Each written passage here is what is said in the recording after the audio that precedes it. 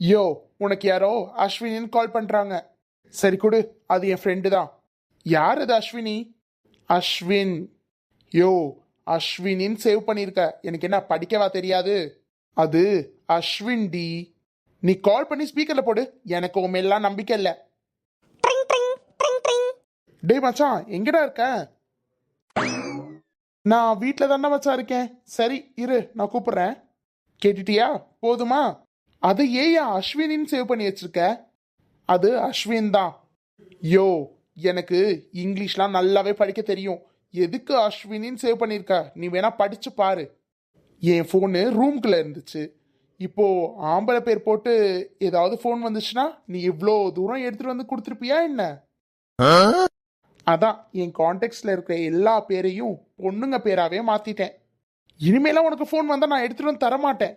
சரி தராத, அது உண்மையாவே பொண்ணுங்க கூட இருக்கலாம்.